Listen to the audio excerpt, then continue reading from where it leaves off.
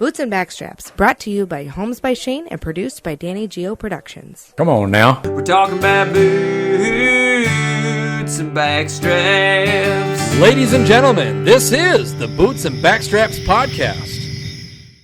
Ladies and gentlemen, welcome to another episode of Boots and Backstraps. I am your host, Shayne Michael, and I'm joined in studio by my handsome, ever so talented, and, of course, contributing co-host here, Tom, the Antelope Slayer, Katt.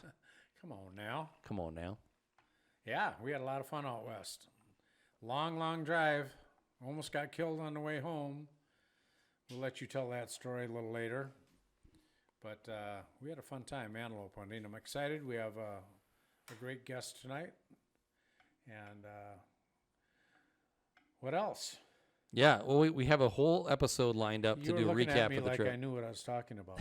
That was kind of strange. I never make that assumption. Never go down that road. Like I was going to keep talking and I had something to contribute. Well, I didn't want to step on your wiener there while you're talking, so I just let you go. Yeah, we do have a whole episode lined up, which we'll be recording next week, where we'll do a trip recap, and we got lots of fun stories to share about not just that harrowing experience of almost dying on the way home, but also all the other stuff that we kind of ran into and dealt with while we were out there. And we can give, as you mentioned before, the ranchers a shout out and some love their way, because they've been so incredibly hospitable and generous to us. And just getting hammered by the drought. Hammered by the drought. Since we've been home, I've been watching the weather. I was watching before and after I talked to Claudia, the ranching lady at our friend out west. No rain. Still no rain. Yeah, and even more insulting, it's like they got 50 miles west of where they are, not even 50, got a bunch of rain. 50 miles east of them. East, sorry. East. I mean, I'm sorry. West, east, north, it is south. East. They're getting rain, but that corner of South Dakota is not getting anything. Yeah, it's terrible. Yeah. Well, as you mentioned, we do have a quite colorful guest in studio with us tonight. He's one of the most well-respected local singer and songwriters. He's an incredibly talented musician, and I've mentioned to a bunch of people, actually, how much I love his sound. It's very soulful. It's very bluesy. It's very southern rock. I just love everything about what he's doing with his career. He's also an avid hunter, and so he's perfect for what we're doing with this podcast. Ladies and gentlemen, help us welcome into studio here Mr. Matt Graunke. Thanks, you guys. Appreciate it a lot. That's kind words. Thank you. Yeah, of course. I'm not underselling you, man. You earned it. Well, you're going to have to go back on the avid hunter thing, and we'll touch on that later. I'm a very enthusiastic beginning hunter. Okay. Before we even get into this. You're a meat eater, right? Yes. There we go. Did you bring a guitar with you? I did. All right. I did bring one with. We'll talk about that later, because there's nothing cooler than having a guest perform one of their songs here on our show. Fantastic. Yeah, absolutely. Now, we were talking about all these different elements that bring in Matt. Yeah. And I know we want to start here with your passion. I mentioned before the Iron Horse piece of it, the ride motorcycles. I'm super excited about that, because it's not something that I do, but I know a bunch of people that do ride them. And so if you could speak into that, that'd be great. It's a big part of my life. For a long time, I started in the motorcycle business when I was 20 or 21, maybe 22, somewhere around there, and just kind of got a whim that I wanted to get into it. And long story short, got into it, and for quite a long time, everything I did revolved around it. All of our trips, all of our vacations. When I met my wife, brought her out on my bike a few times, and she got hooked, and we've had some just amazing adventures over the years. There we go. Matt, when you say you got into it, you had mentioned earlier that you were in sales.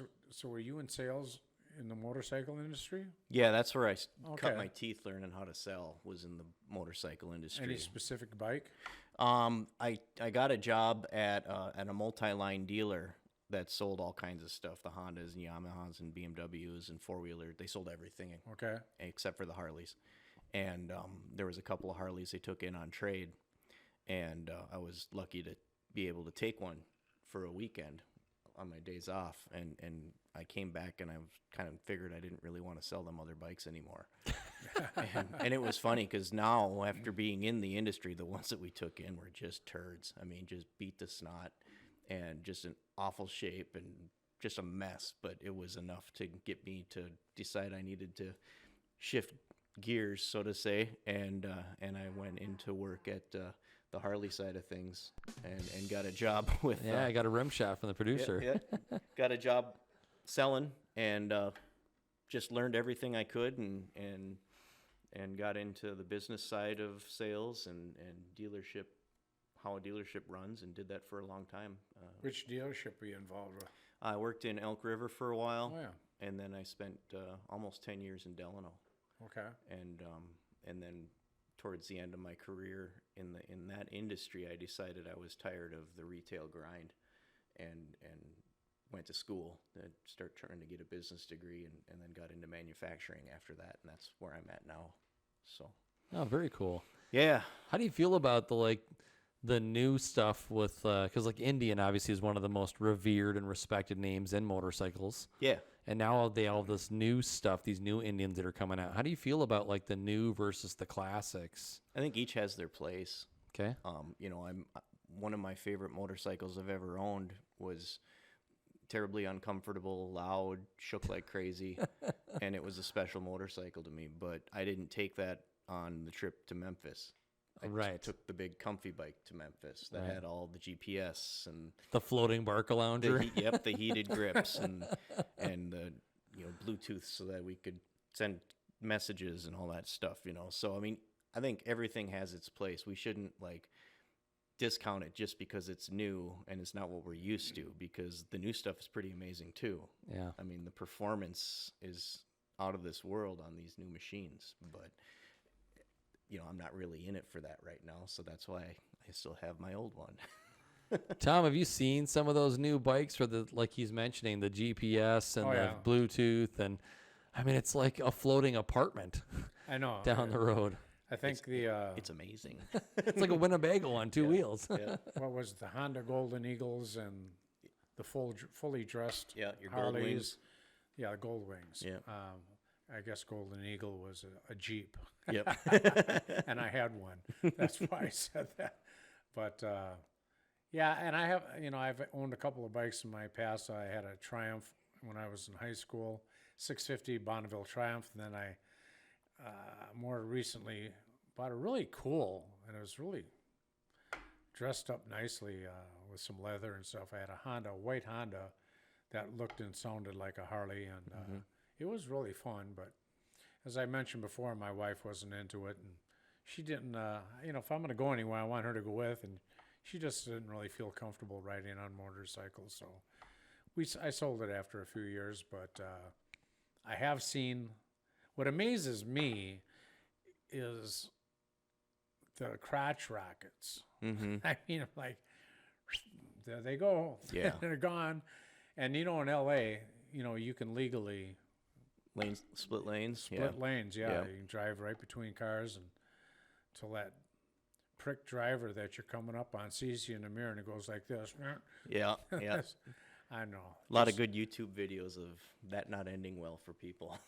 Oh, are there? Yeah, happens more often than you'd think. But So Matt, what bike do you have right now? we have a 2014 Firefighter Edition Harley Davidson Limited is what it's called. Harley made every year makes a handful of special edition bikes for Shriners, firefighters, and peace officers. And the dealer I worked for, we had one on hand. What color is it? I got mine in black because I didn't like the red. But normally the firefighter bikes are all like fire engine red. Is it the same thing with a red bike as it is with a red car, where you're more likely to get pulled over? That whole thing. I can't comment on that. I don't. Is it like the one on the screen? Yeah, it's a lot like that. That's a peace officer one because it has a blue stripe, so that's the police version. Oh. But the firefighter one has a gold stripe. Yeah, that's real close to what mine looks like. I got to tell you guys, when I bought this home, this room we're sitting in, when I first walked in, there was a storage room, and I saw the high ceilings, and I thought, this would be a good room to put some animals in. But right Yeah, three of them sitting at this table right now. Right there, at the end of this table, the guy that owned this house before me, he had an old Harley Davidson police. It was a police Harley Davidson. I think it was like from the 50s, maybe the 60s. It was really cool. It was one of those big old bucket things, and the kind that you would see in a funeral procession. Or Oh yeah. but I tried finagling him to leave that, but he wouldn't. That's probably worth a fortune. Can't imagine why. I wonder what something like that was worth. Is it like this one, Matt? Yeah, that's actually a lot closer to mine. Does it have the full arms so like she can rest her arms on either side? Actually, she used to have a cup holder until I broke it. Oh, Matt. Whoa. How did you break the cup holder? Leg coming over, swinging over when I was getting on it, and accidentally kicked it. I didn't replace it. Then she wouldn't talk to you for a week. Yeah, that's probably what it was. Danny, I'm gonna test you, Danny, and see how good you are. See if you can pull up a picture of an old 50s or 60s Harley Davidson police. What am I trying to say? Cruiser? Motorcycle? No, Police motorcycle. Cruiser, yeah. Look up Harley Davidson Panhead Police, Yeah. and that'll probably get you where you want to be. Should have just asked Matt. Matt, what are we searching for? Old Panhead. Well, I can't wait till we start talking about your music career, Matt. Well, that's a good segue because a lot of my music, a lot of the stuff that I write on this album and on previous albums with other bands revolves around experiences on the motorcycle, whether it was a trip or something we did, something that happened on the motorcycle. Look at those things. Is that what we're looking at? Something like that? Yeah, something like that. A big one on top, but I guess it was not quite that old. But This is 1950s, but in it the was zone. probably 60s. Harley's got a long history of doing pursuit bikes, Sure. stuff like that. So, it was in the '60s they started putting hard bags on them when they came up with a different suspension. I forgot what they called it, Duo Glide or something like that. I've been out of it for a while, so I'm not quite as well versed as I used to be on it. But yeah. As we move forward generationally, we get 50s, 60s, and 70s where little Matt comes into the world, presumably. Yeah. I assume you were born in the 70s? Yeah, late '70s. Yeah. Okay. I was also 77. Yeah. There you go. TK. Kids. On probably the best Yeah, day, the that's best it. day of 1978, I was born. Yeah, that's Nicely done. Yeah, so... Danny, throw that back up, please. There it is, right there. Oh, okay. Yeah. That's what he had sitting Yeah, there in the shop. 60s. Very cool. That prick wouldn't leave it here. he left the house. That's the important stuff. I guess if I'd had you for a realtor, we could have. Oh, that would have been done. We would have worked that a little bit better. But Get Probably it would've done. Got you a the tank of gal gas that too. was my realtor, she was wonderful. I don't think she was as Aggressive as she as needs to be? aggressive. Yes, thank you for that word, Well, can't all be superstars, Tom. Mary. I love you. All right. So anyway, Matt, as we're talking about this move forward in generations, little Matt's born. Let's get right into where you start getting passionate about music. I always like to start at the beginning. So, our house had a ton of music in it all the time. I had two uncles that were in bands, and my mom and my dad always had music playing. When they split up, didn't matter which house I was at, there was always music, and there was such a wide variety of it. So it was always there whether I liked it or not. I had a guitar that I think one of my uncles gave me, and it was just terrible, and I never learned how to play it because I didn't know what I was doing. We didn't have the internet. I finally got into high school. I want to say it was like 13, maybe 14, and hanging out on the nerd wall at a dance. And Tom, do you know what the nerd wall is? Never been there. so well, let me tell you all about it. I got all kinds of experience with the nerd wall. No, so hanging out over there and started talking to this guy over there, and I had we were listening. The DJ was playing some Van Halen song or something, and we got to talking, and I'm like, yeah, I play guitar, and he's like, oh, me too, and he invites me over to his house, and turns out he lives down the road from me, so I hop on my bicycle with this guitar and stuff and go over to his house. And then I had to come clean and tell him that I did not know how to play guitar. And But I have a guitar. but I have a guitar. God dang it, I've had a few too. So he offered to teach me, and he started teaching me some chords and stuff. And I was getting into it, but the guitar was a real detriment to the learning because it was in really rough shape. It was hard to play. Okay. So my buddy's dad talked to my folks, and they ended up helping my mom find me a better guitar to learn how to play on. They basically said, we think he can do it, but she doesn't have the right equipment for it. Right. We got to do something if we're going to find out. So Yeah. so we went to Guitar Center and bought a heavy metal Stratocaster, and it's blue. And Does it look like this? Is it this one? nope, that's not that one. Oh, it was so good. Is that though. you, Matt? Yeah, that was a couple years later. That's my senior picture. Oh yeah. That is hilarious, Yep. bro. Can we get that on a shirt? So would you say that's your senior picture? Was that the picture you actually used in your yearbook? No, I wanted to, but they said no. I had to pick something that We I looked didn't more have the presentable. choices you guys did. Yeah, so that photo shoot was fun because, yeah, so I still got that guitar too. That was the second guitar I got.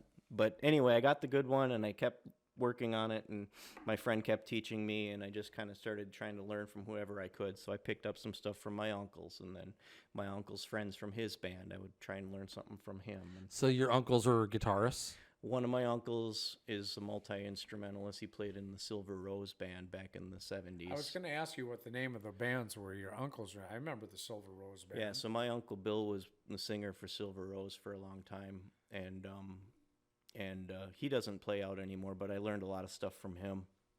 And then my other uncle was a drummer, and he played with like Sherwin Linton for, Oh, yeah. for Oh, quite a wow. few years. Yeah. That's a big name. Yeah, so, and that was in the 70s, I think, when he was with them. So, so that's kind of how I got my start. And then after I got out of high school, I played a little, but not as much. And it wasn't until I got into my late teens, turned 21, that I started getting back into it again.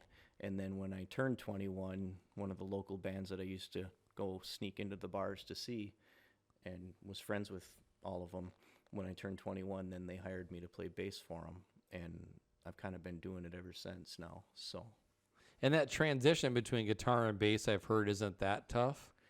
it depends on what kind of bass player you want to be, I guess. Like at the time I played my bass like it was just a really big, heavy guitar. and it took a long time before I really started trying to differentiate the differences and the roles each has in music. Okay. Because like some songs call for that, but a lot of times the bass is not for that. You need it to be the thing that makes people move, and not the thing that is just loud and sounds awesome. I'll say, as a former live musician myself, it's lost on most people that are not live musicians how critical it is that the bass player and the drummer just get locked in, yeah. Oh, like absolutely. hip to hip. Yep.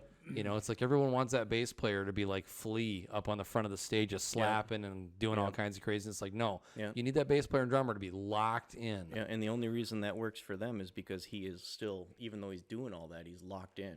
He's just that talented. Yeah, they're driving the beat, they're driving the song, and that's their job. Yep, So, yep.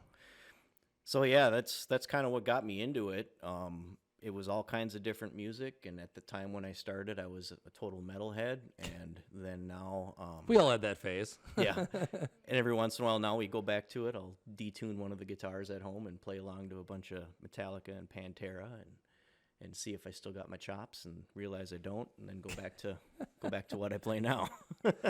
Yeah, not so much as just the slow, easy 3-chord when No, you're talking about yep. Pantera. Whole different ball game there. Yeah, for sure. Yeah, speaking of Metallica, boy, they have had quite the run of bass players. Yeah. Well, they lost the first one in the bus accident. Yep, And then, Cliff, right? Yep, and then with Newstead coming on, and he did a great job for him. Yes, but, he did.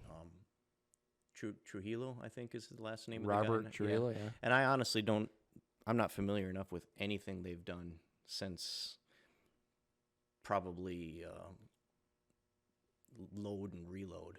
So I don't know anything they've been doing with the new guy. I catch a couple YouTube videos here and there, but I'm just not that interested in what's new these days. So. Yeah, I dropped out at about the Black Album. I was like, all right, now I'm out.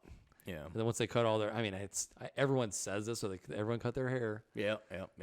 It's just all right. And now I'm So done. Matt, give us the progression of the bands that you have been in. Oh, how much time we got? So the first group was a cover band called Leash, and that was for a couple years. Then from there, I went into a band called Shovel Shot, I think it was next. That was the one that was up here in this area. I played a lot Pine City and Rush City and stuff up here. Then from there, I played bass in Menace, a local hard rock cover band, for a couple years there. And then I quit that when I got on the fire department because I knew I had a lot of training to do in a short amount of time, and it involved weekends. And I said, well...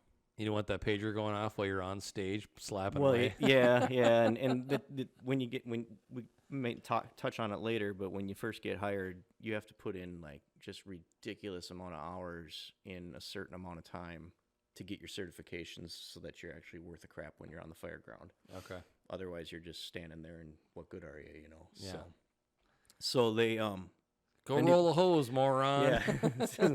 Depending on who you asked on our team, I might have done 10 years of just standing there looking like a dumbass. So I quit that band, joined the fire department, and then things settled down enough, and then I started playing lead guitar for Grind, which is another metal cover band. And then when I left that, I didn't really do much. I just started doing kind of solo shows and a little bit of playing around here and there. And then I helped, got hired by Green and Hurst when that band was first getting started. You know J.D. Green? Yeah. Yep. J.D. Green and Todd Hurst. And Todd's still playing, isn't he? Yep, he's still out. And then Josh Persian was in that band with us as well. He's still playing a little bit here and there. We lost our drummer after me and the drummer had left the band. The drummer ended up passing away due to some other stuff. But Oh, sorry to hear that. yeah, it was tough. So then after that, I started my own band and called Dirtball Deluxe. That's And cool. It was a cool, fun little brand. But then we found it was a little bit difficult to book any high-paying corporate gigs with a name like that. So we ran that for a while. And What was the sound? Just out of curiosity, what was the sound for that? the Dirtball Deluxe. Yeah. So I kind of was doing a little bit of the modern country stuff, but I kept squeezing in these badass classic rock songs in there. And it just slowly started morphing further and further away from the modern country stuff.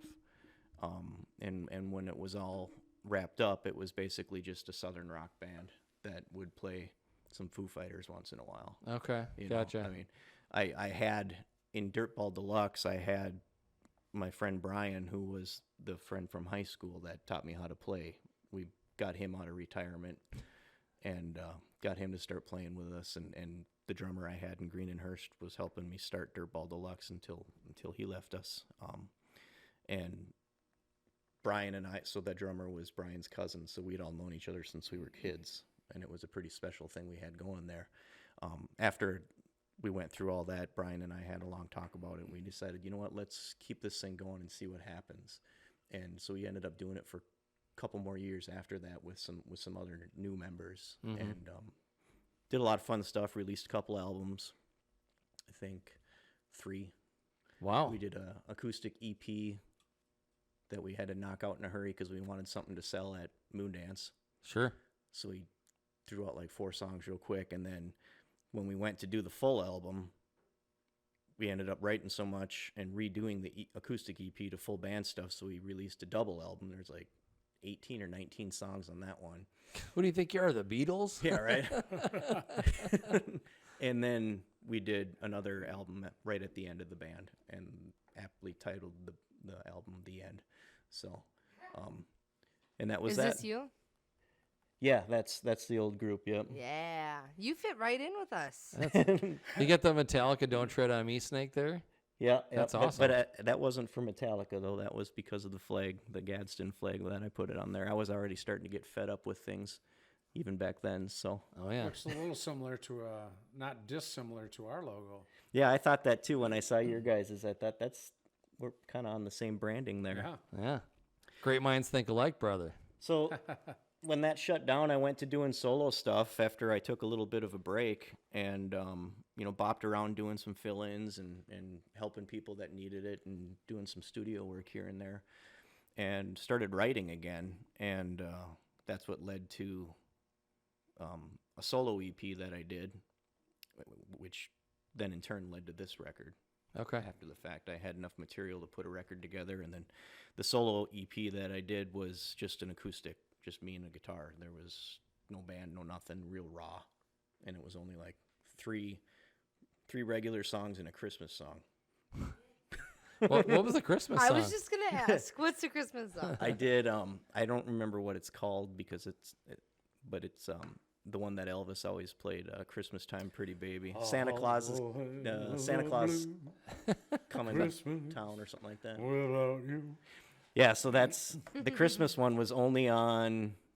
I think we only put it on the actual purchases. I didn't put it on for streaming. I don't remember how I did that one. I always try to do something a little weird with each one of them, make something harder to get. All right, I'm going to give you guys another reason to laugh at me because of my age. When I grew up, there was 45s and there was LPs and there was CDs and there was tapes and You skipped the 8-track era. the 8-track era. What is an EP? So I don't know what the definition. Electrically produced? It's a short. It's not a full album. It's just a couple songs, I got you. but it's longer than a single. It's like a taste of the album. So Yeah. what does EP stand for? I have no idea. Danny George. It means extended play. Oh, meaning yeah. An EP is longer than a single, but Yep. shorter than an album. Yep, that's what it meant. I think you almost said that verbatim before she said it. Yeah, I might have had it backwards. Yeah, but you got the words Thank right. you. I Yeah. don't feel so bad. But yeah, so the next one that I'm going Or to do, out I of don't know what touch. I'm going to do yet. I might just do a single next time. I'm not feeling real creative these days, so. But this is the one that's available now. Yes, it is. At my website, it is available for download and on all major platforms and even some platforms you probably never heard of. Yeah, the Crow River Rebellion, and the album's called Welcome Back, Old Friend. Yeah. And Danny's got your website there that she's scrolling through, And does Danny have the capability of playing some. playing something Well, off of he's that? got it protected a little, so you only get like 10 or 15 seconds of each of the songs. So, Danny, go back in there if you can quick. Don't kill me. Don't kill me. That one's got his vocal on it. There's a couple of them where it doesn't really get to your vocal yet, Matt. So, but don't kill me. He's got That's got not your a, vocal. that's not a terrible thing. I think it is. I love your vocals, man. I never wanted to be a singer. Give us a sample. Should I do it? Yeah, I don't know if it'll let me. always do it. Oh.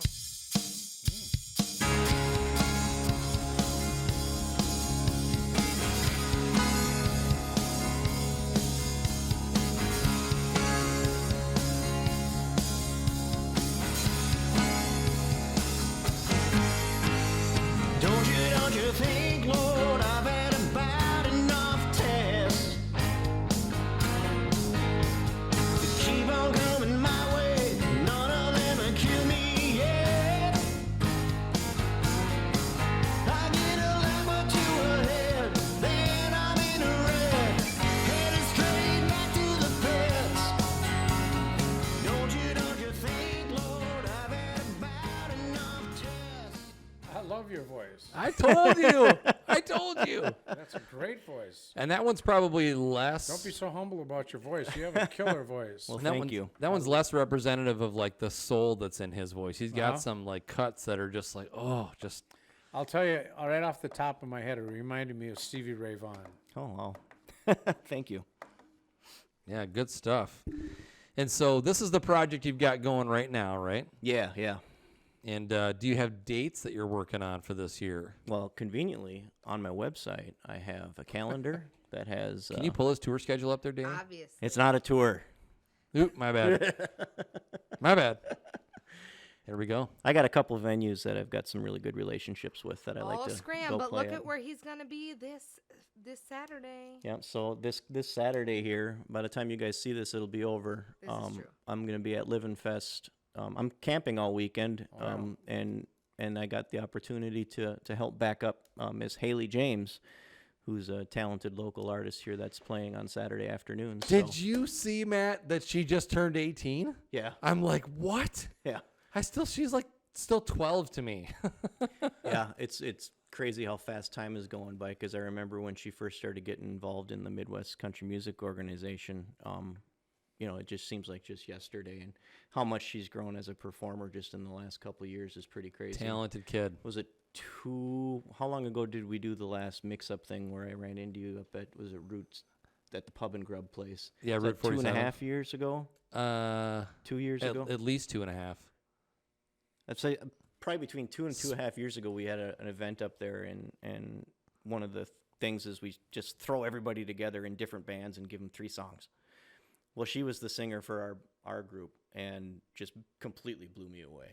I mean, just super talented. So I'm excited to play with her. Have you heard of this Saturday. concept? I would love to listen to something if Danny can pull anything up. So what he's saying is that the organization he's with, what he's on the board of, they do this event. Well, they used to do it every year till COVID.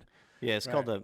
it was called the Mix Up, and basically anybody that's a member that wants to get involved in this project is we would all put their names in a hat and put new bands together. So pick So like guitar player everybody. from this band, drummer Sure. from that band, singer Yeah. from that band. and then they draw all the names out of a hat, and then would assign them a theme. And the first year was like 80s music. Oh, that was great. And that was that a was- doghouse. Oh, that was so yep, fun. That was a blast. That one was fun. I had Devin Worley and Anderson Daniels as my singers in that band. Wow. And it was just a powerhouse. We had Bob Knight, me, Lance Saxerud on drums, and Lance is good stuff too. I forget the guy that was on the keys. But yeah, so Was it Zach? No, Sershawn? No, it wasn't Okay. Zach. He was there, but he was playing with a different group that night. Brian? But anyway, it wasn't him either. Well, anyway, so that's what the event is it gets, and we do it on like a Wednesday so that all the musicians can go. Can still make money on the weekend. Yeah, and everybody just gets together and plays their 3 songs, and there's prizes, and everybody gets to hang out, and it's just an absolute blast. So, Can I just speak on Sounds that for a fun. quick minute? Yeah. Because TK, if you gotten to see one of these things, you would have been so incredibly impressed at the talent level of musicianship in our local market. Not only because there's great guitar players and great drummers and great singers and great songwriters and all that stuff, Yep. but the fact, like Matt said, where you could just throw a bunch of different musician names from all these different bands in a hat and just like rip names out and make new bands, and they would practice for like 5 seconds and then perform a song on Yeah. stage together, and you'd think they'd been playing together for years. They just sounded so good, every one of them. Most of the bands practice 1 time, some practice twice. And I mean, that's. Now, when is this going to happen again? We don't know when we're going to do it again at this point. We're still kind of revisiting. We have limited resources as far as volunteer organization goes, so we kind of got to pick and choose what we're going to be doing until we get to the level that we've got as much help. So this coming Saturday is PT's deal. huh? Yes, this coming Saturday is Livin' Fest with that organization, and like I said, we're going to be there anyway just because we want to support the organization. Obviously, mental health and suicide and stuff like that's very close to me with my situation with my old drummer, and other family members too that we've had. So this was going to be an event we were going to be at regardless, and we got probably about 4 or 5 other campers coming with us, so we're just going to spend the weekend doing this. And then I found out Haley was looking for someone to accompany her, and I'm like, hey, well, I'm going to be there. Why don't I do it? So, yeah, so I've been working on getting her set You down. might know each other a little. Yep. So, And Haley's the young girl you were talking yeah, about? yeah. So super talented. Can we get a photo or anything of her on the Yeah, screen? can you pull it? Haley James? She's probably on YouTube or Facebook or any of that stuff. She had a viral thing earlier this year. She got pulled up on stage at Country Jam with Dustin Lynch. You're kidding? Oh, Ryan probably made that happen. No.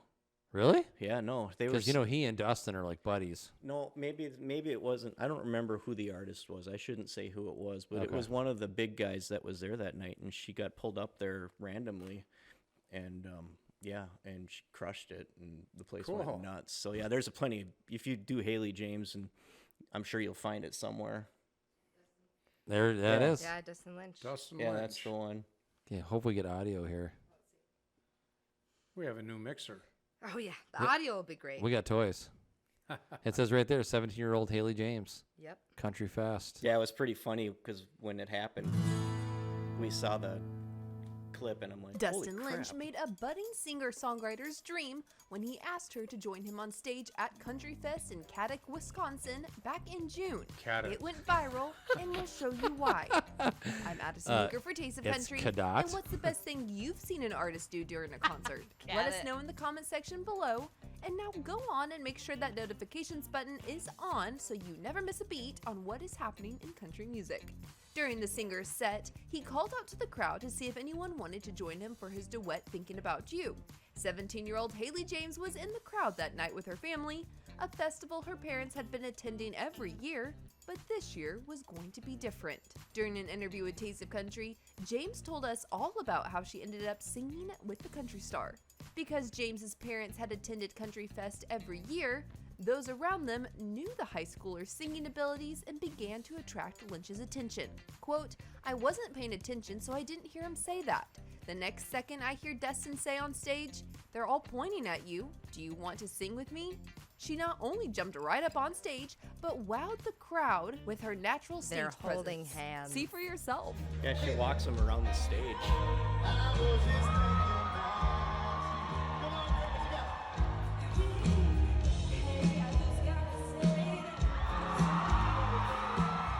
After the show, James decided to post the video her family and friends captured from the night to Facebook. It seemed to gain some traction, so she decided to make a TikTok, and here's where it went viral. People loved it and were impressed how she handled herself on stage. As of now, James's 2 TikTok videos from the night have accumulated over 9.3 million views. Holy 9.3 million. You got to know somebody for all that. I had goosebumps watching that. Yeah, it's pretty special. That thing was for her. special. I couldn't Good for imagine. her. Yeah, that's pretty wild. Do you think anything will come of that? It's hard to say these days. Yeah. She keeps working hard. And Sky's she's the only limit. 18 years old. You want a splash? Yeah, please. I'm still pretty good here. Thank you, sir. Of course, my pleasure. I need a splash. All right. Bring your glass on out here, producer Danny. All right, so Hey, for River Rebellion, we've got some dates that she showed coming up. Yeah. So you've got some stuff that you're playing. Yep. Did you want some e-sicles in there? hey, who's running the new board? No one's in charge right now. It's on automatic pilot. There's no rules. We don't need rules. Yeah. There. So, Matt, how did you decide with so many different musical influences growing up what your sound was really going to be? Did it just kind of come out one day and you're like, I like that? Or like, did you drive yourself in one direction to say, I really like this Southern rock, sort of soulful country? It just kind of happened on its own over time. I mean, like I said, I tried everything, and certain things went better for me than others. And Some F and Hostile that didn't work so good? no, I mean that I did a lot of that metal stuff and was doing a lot of lead work and that kind of thing and playing fast and all that. But it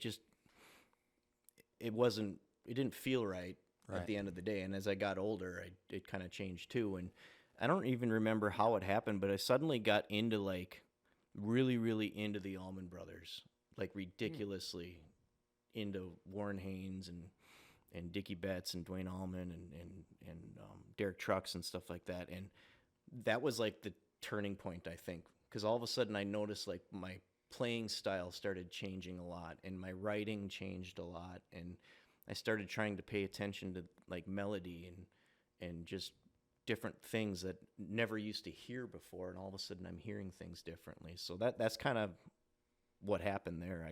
And it was towards the end of Dirtball Deluxe that started happening, because I started throwing in Allman Brothers tunes into that set. I mean, we would be rocking out and all of a sudden play Melissa instead, Yeah.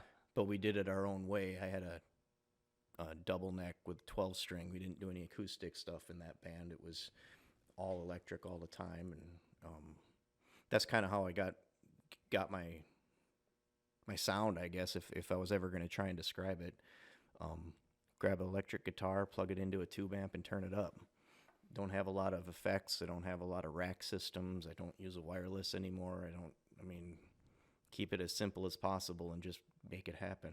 So, Yeah, when the first time I heard you sing, I was impressed. But I was like, man, this guy sounds a lot like you said, Allman Brothers, Skinner, like that whole kind of like genre then.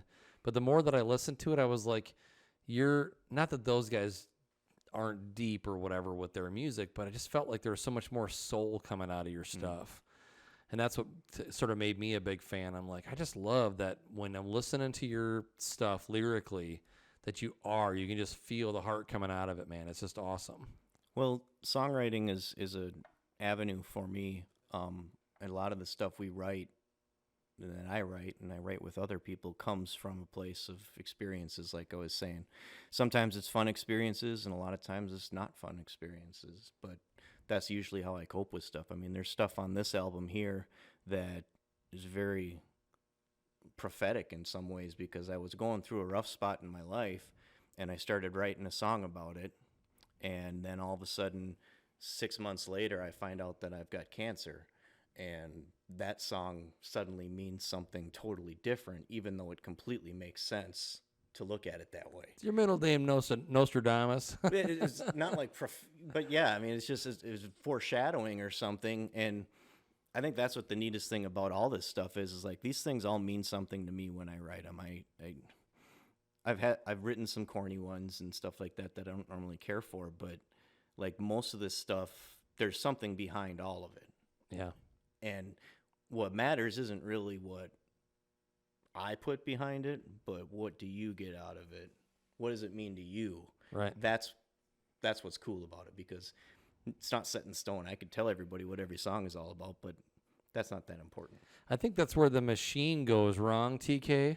You've talked especially at length about the Nashville machine. Yeah. Is they forget about that connection he's talking about, where when you write the stuff, you want to connect with the listener, like reach into their soul and rip it out, you know? I want them to feel something, I guess, is kind of the thing. I just don't know how they lost that. Why they're doing cookie cutter, just pumping out these songs. They're generic and Money. there isn't no. So yeah, it's obviously money. It's the Nashville machine, and it's like, man, how do you forget about Johnny Cash, or how do you forget about Willie Nelson, or any of these people on the walls that have these unique to themselves, great classic Funny songs. story, Matt. So we're driving out to last week. We're driving out to Northwest South Dakota to hunt antelope. We mentioned that. And the whole way out there, he's got me playing DJ. Where he's like, "Hey, pull this guy up, pull that band up, pull this band up." Well, it's a really fun way to kill time. And, for sure. And he has, he's a lot You should younger have seen than him. I He am. was squirming in his seat. He was so excited. He pulled up a long time ago. I was at a Lake Geneva Playboy Club. Yeah, there was a Playboy Club in Chicago and Lake Geneva, and they did a lot of interchanging. But they had a record label convention there where they were showcasing new artists. Eddie Rabbitt was there. Dave Mason was there. Oh, nice. And Dave Mason performed, what's the title of the song? I can sing the song from the beginning to the end, but I can't tell you the name. We Just Disagree. And I heard it for the first time at this, and I heard Eddie Rabbitt sing Driving My Life Away for the first time at this Playboy Club in Lake Geneva. I was working with a company that did sound and lights, and we designed dance clubs all over the United States. And we were doing the sound and lights for this, all like Warner Brothers, Elektra, Asylum, Atlantic Records, all the record labels were there, and they would bring their new, and all the record executives were there. Mm-hmm. And me being young and single and hanging out at a Playboy Club, Single like a Pringle. there's a lot of stories about that that I don't want to share right now. It's not that kind of podcast, TK. But I was going to mention, like, to interject into your story here, when he was talking about writing music about experiences. I'm like, I wonder what your album would be like. would be in the fictional rack. That ain't true. Yeah, it would say TVMA on it. Yeah. Concept album. I'm sorry that I kind of ran on a tangent there, but driving Here's to Tom. Here's Tom at the Geneva. a little shorter hair, It's fine. It's fine. turtleneck. But hanging out at the Playboy Who was Club that? Seriously? That was Hugh It looks Hefner. That was Hugh Hefner. Oh, it was Hugh? That's him Hard to actually tell with the head down. at the Geneva Playboy Mansion. Oh, was it? Yep. Well, that's another story in itself. But what he is alluding to, Shayne, it's really fun because we have the technology now just to think, God, about all these old great songs, and he's bright enough to just whip it up on his phone. I, on the other hand, would go, "Did you say that name?" And I'd struggle, but he can pop it up right now. And I'm thinking, there was a great song that Dave Mason did, and I told him the story about the Playboy Club. All of a sudden, now I'm hearing it on his little boom box there, and I'm like, or the Bluetooth. The and I'm Bluetooth like, speaker in the truck. So we played that song over and over, and then we would go back. The one time we were Some coming back, live versions, studio yeah, version. yep. and then like we were Great talking tune. about old bands from the Twin Cities, like the Daisy Dillman band. Oh, yeah. And Gypsy, and what's his name that played Molly. for Molly and the Hayseeds, and Lamont Cranston. I mean, Molly and the Hayseeds and Lamont Cranston they each had an album that, as a disc jockey, and being a disc jockey for well over 40 years, they had as good a quality of sound, content of music, and fidelity that any record I've ever put on my turntables. And I don't know why they weren't just national smashes. Yeah. But it's fun to just reminisce, and then we start talking about the old band Gypsy, and we play that big hit of theirs. And he says, "Well, don't you know that he went on to play in the Killer Hayseeds?" And I'm like, "Yeah, we had him at the Wee Fest a few times." So it's really Jimmy Walsh. it's really a fun way to kill time, and On a what's long interesting drive. is how everything is so intertwined, even back then. Oh yeah, All the bands kind of knew each other and Oh, yeah. eventually ended up working together. And everybody ends up playing with everybody eventually if you stay in it long enough. Yep. So anyway, that was a fun, and any trips we do in the future, you can bet we'll be doing this because it's really fun. It brings back great memories. It brings up great conversation. Yep. And it makes the miles go by quick. That's the best thing about music is that it isn't so much the song itself, but it's the memories of what was happening while the song was playing. Because a lot of my favorite stuff that I like to listen to now is stuff that I hated growing up because I heard it so much. Yeah. Gordon Lightfoot and Cat Stevens, nonstop, 3 hours to Park Rapids. I'd get tired of Cat Stevens after about the second song. But now when I listen to it, it brings me back to driving to the cabin with my dad and my brothers, and that was the only tape that we had in the Bronco. So that's what we listened to. So Matt, what was your first either CD, album, tape? Yours, not your parents. What was your first one? My very first CD. Well, I got a whole bunch of tapes once because I signed up for Columbia House when I was like 12. Oh, yeah, we all did that. Got in a lot of trouble. But my very first CD was The Downward Spiral by 9 Inch Nails. Huh. And God, am I old. and then I think my very first record was Gold and Platinum Volume 1 or 2. It had like Pat Benatar on it, Hall & Oates. It was like from the mid-'80s. Wow. And that might have been my first record. Daryl Hall is another unbelievable vocalist. Yeah. Oh. Yeah, fantastic. He used to hang out in the Twin Cities a lot. And he hanged out at Danny Stevens' house. Remember Danny's Reasons? Danny's Reasons was a top 40 band, nationally, from the 50s and 60s. And Danny Stevens, I can't believe you're both looking at me like, who's that? Danny Stevens was a huge musical influence here in the Twin Cities. And he had a great big house on Lake of the Isles across from where we used to live on Lake of the Isles. And we hung out with him. And Daryl Hall was at his house all the time. If you look at these pictures, you can There's imagine. Danny, right there. You can imagine why Shayne Danny's right there in front. and Matt don't recognize it. Well, yeah. Surprised there were color photos. Can you? Do you have a photo of Danny Stevens in a more recent? But that scene was huge in the Twin Cities Oh, gosh, at yeah. that time. That whole soul, pop funk type thing going on. Yeah. More stay in the time. Morris Day, Yep. the Minneapolis Genius, with Pepe and Prince and Andre Simone. I was saying, what was Prince? It was they always played bunkers. Mambo's Combo? Mambo's Combo. Yeah. Thank you. Yes, that was a great act. That just goes to show that even though the genre changes, this market in the Yeah. Twin Cities for music is Absolutely. just ridiculous. Yeah. There's Jimmy so- Jam and so many good. what was his players partner? here. Jimmy Jam and who? Terry Lewis. Terry Lewis. Yeah. Well, Jimmy Jam used to come to all the clubs when we were playing. I mean, he was just a kind of a, and he'd be the first to admit he was kind of a geek. He was a music geek, and he'd hang out at all the clubs that we were playing, and he'd hang out at the DJ booth, and then all of a sudden he started doing stuff in his basement, and I was in his basement a few times. And I'm sorry, I keep tearing away at this, but when it's I 'cause saw this, It's yours, so you can do that. when I saw this crow, again, You're wrecking it, Tom. Here you go, Tom. I need that Yeah. back. I haven't. I still owe for oh my that. God. I'm sure the royalty. Dang it. See, there's a gap between when I knew Danny from when they had the Beatles look to that look right there. Yeah. But he was always just a stud, and everyone in the Twin Cities knew him. But Crow was a big band in the Twin Cities in the 60s and 70s. And that was another band I had you pull up. They had a song called Cottage Cheese. That was a huge hit. Pull it up, Danny. Cottage Cheese by Crow. They had about 4 top 40 hits on the Nice. Billboard charts. And I'm sorry. You're looking at me like, just shut up and let's talk about Matt. Matt's gonna doze off over there. You're talking about cottage cheese. Oh, for love Danny of Pete. Stevens and holy crap. All right, you only get like 10 seconds of this. Oh, that was a great song.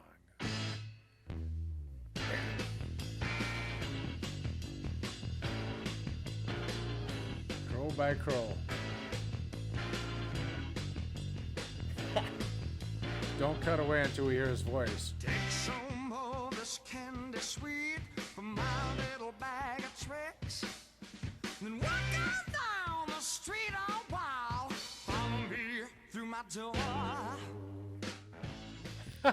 Yeah, I'm gonna play this at my next show. I think. Yeah. That's going in the set. Matt, have you ever heard that song? Never. You got to be stoned out of your mind to appreciate that music. No, you don't.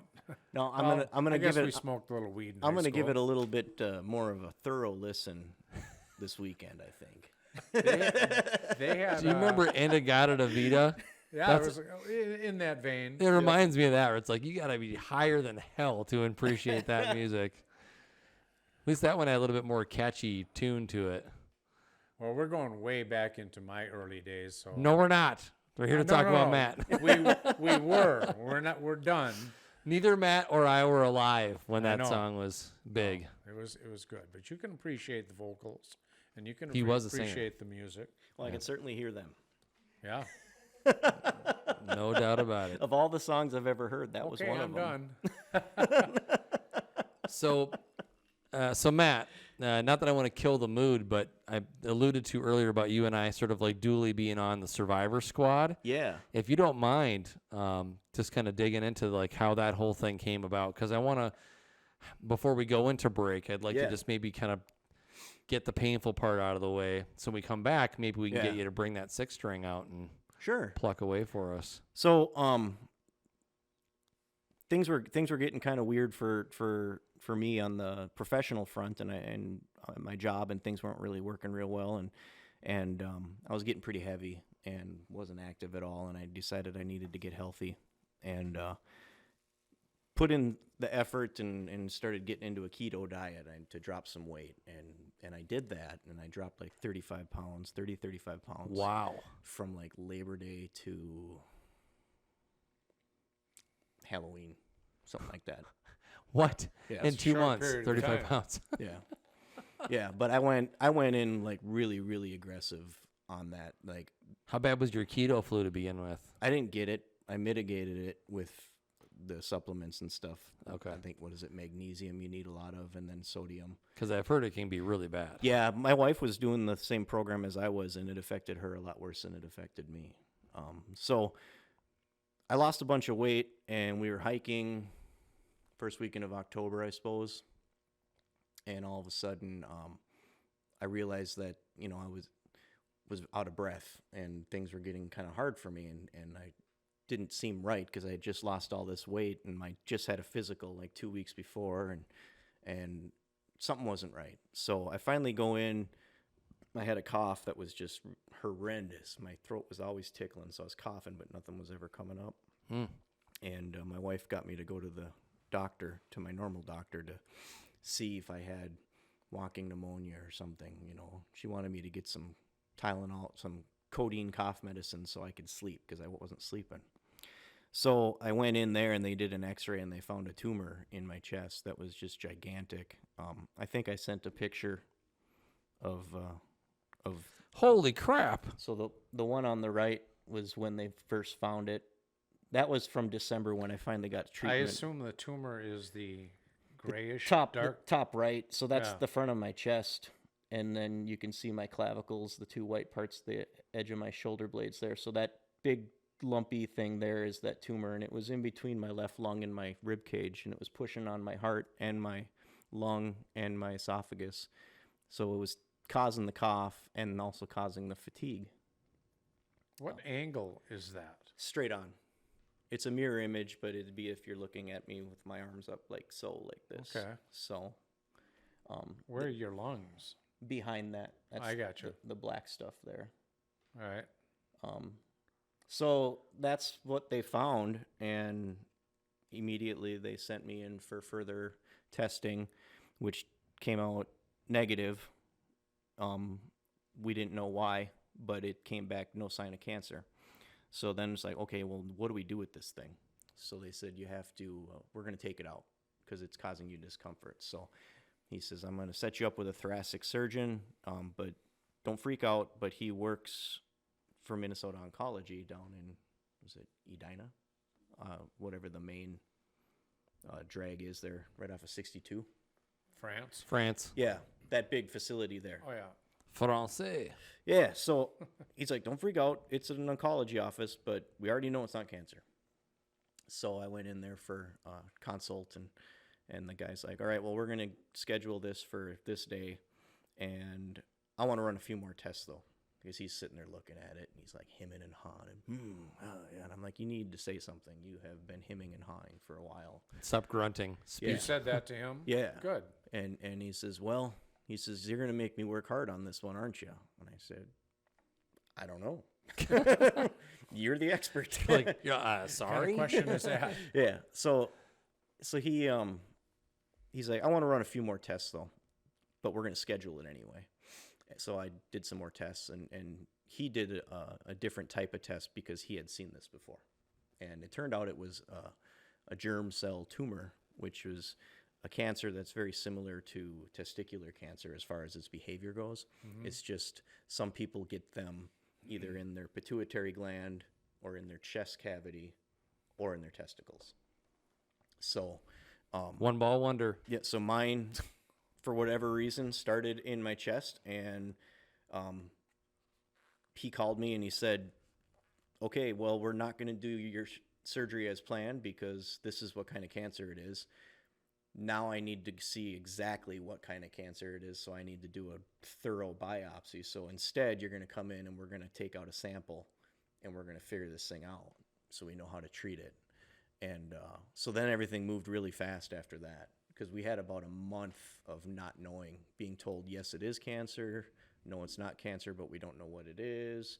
So there's a lot of roller coaster going on leading up to that point. Once we knew what we were dealing with, that's when everything kind of started falling into place, and I was able to start mentally preparing for what was about to happen. Mm-hmm. And that's when things started. That's when the clarity started happening for me, because the worst part about it, the whole thing, was the unknowns. And once I didn't have any more unknowns, then I knew that I had to worry about what I could control, and that's all I had to worry about. Everything else didn't matter.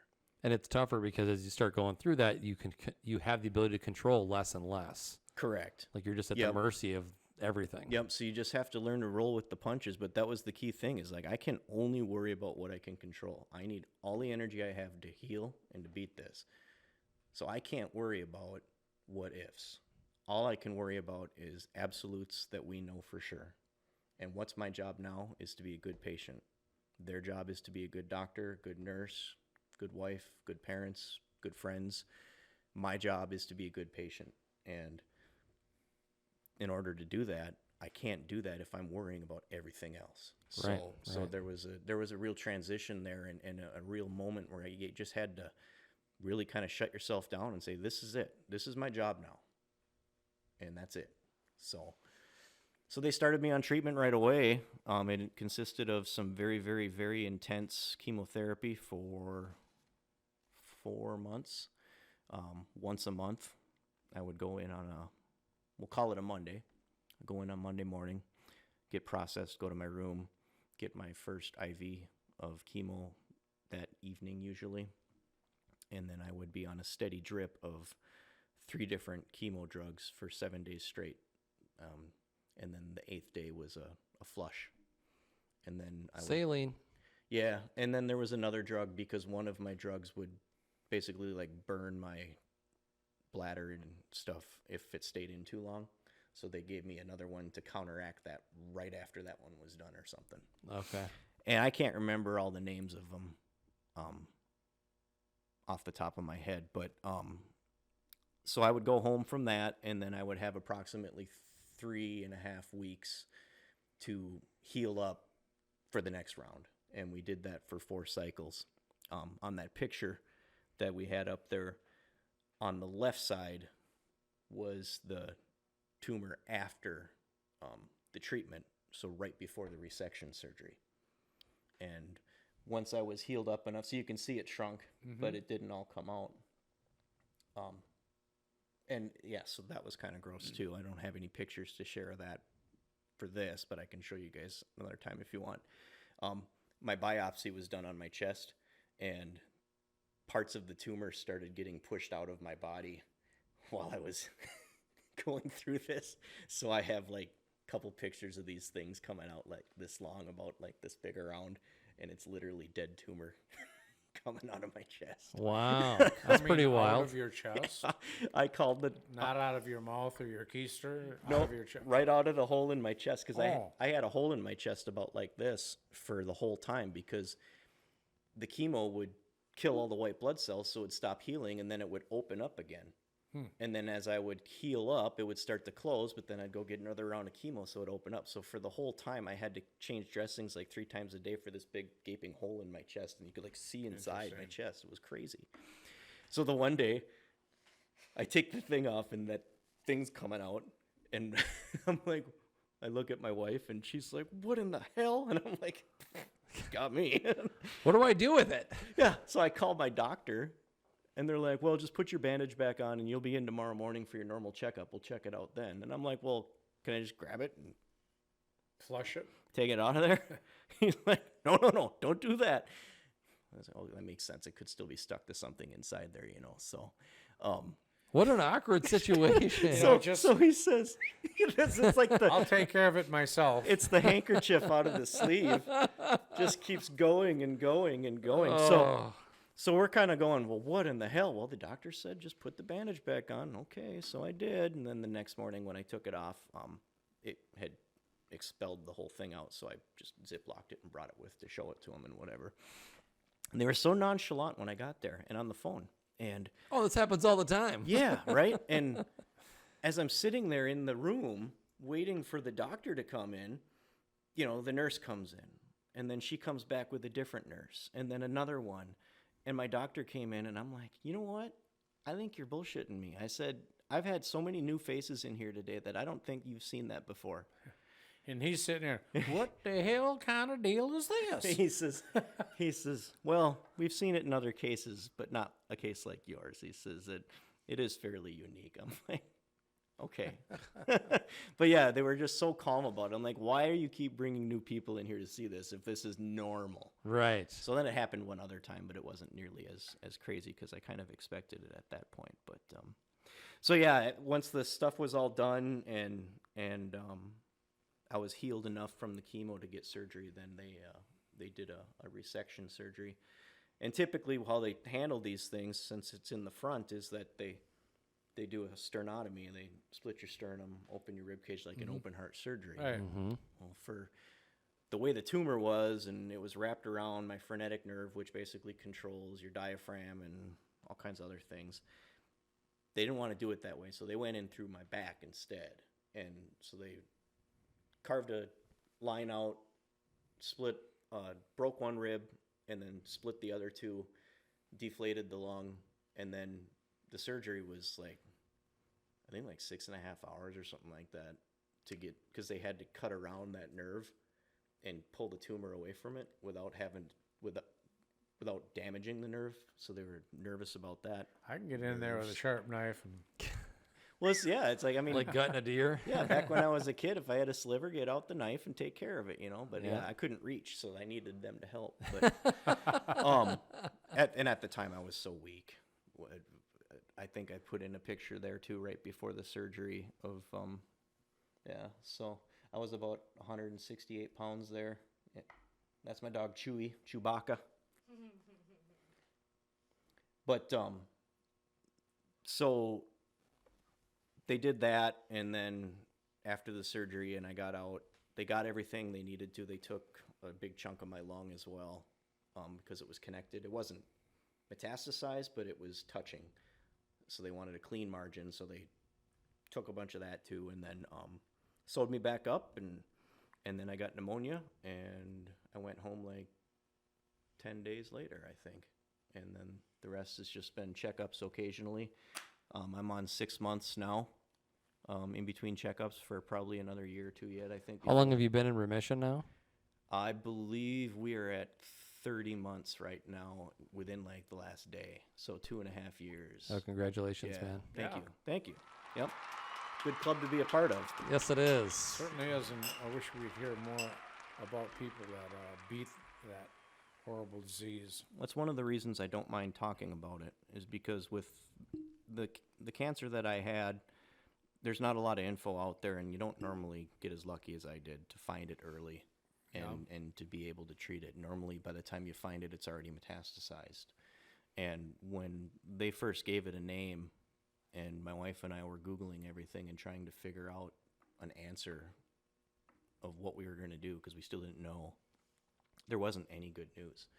So I found like a support group on Facebook of the exact same cancer, and have been able to, I shared my entire journey on there and made a lot of friends, and a lot of them that were going through the same thing didn't make it, So I don't mind sharing the story in the hopes that it gets out there. So if somebody's doing a Google search sometime, they can find out that it's not an instant death sentence.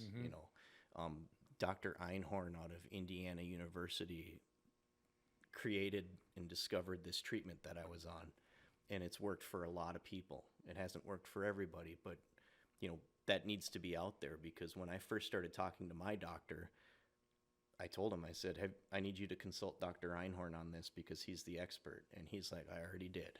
And then when he told me that he already checked it out, then I knew I was in good hands, because he went right to the expert. I didn't have to tell him who the expert was or anything. I mean, obviously, it's his job. I shouldn't tell him anything, but Don't take anything for granted. Yep. And as far as being an advocate for yourself, I felt that it was my duty to learn as much as I could about it so that I could convey what I wanted and what I needed to know, Yeah. There's so many moving parts with this whole thing. I mean, we could talk for hours about everything that, you've gone through it. So, Yeah. but, so here we are, and, life is good. Yes, it is. You're here. We're having some whiskey, talking sir. about country music. It doesn't get much better. Mm-hmm. And on that note, we are going to go ahead and take a quick break here, gentlemen. Make sure that the sponsors get their words. We can keep the lights on around here. But folks, stick around, because we will be back momentarily. We maybe get this this guy over here to sing a little for us. And, of course, on the backside, we'll be talking about some hunting as well because it is, as we like to say, Saturday. Right, 'tis the season. Everyone thinks that's related to Christmas, but no, it ain't. It's related to hunting season. So, That's right. folks, we'll be right back after the break with more Matt Graunke. Boots and Backstraps is proudly brought to you by Homes by Shayne. Make your move with the Homes by Shayne team. Commitment to community and unparalleled customer service are the foundation of this RE/MAX Results referral-based business. Their driven team of experts communicate with their clients every step of the way, ensuring a memorable experience from the first conversation through your closing day.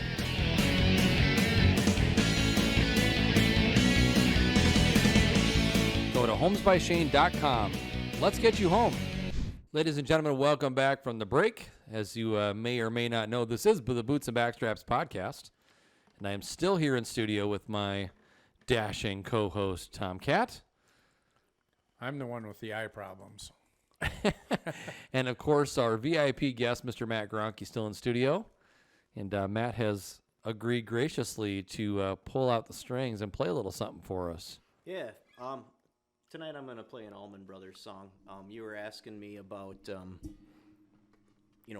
where I started thinking I was finding my sound and stuff like that. And this is one of the tunes that we started covering with Dirtball Deluxe, where I really started to feel like this is the style of music I want to do. And things, that's just when I noticed things were starting to change musically for me. So this is this is one that Warren Haynes wrote. He plays it with his Government Mule Band and stuff too. So.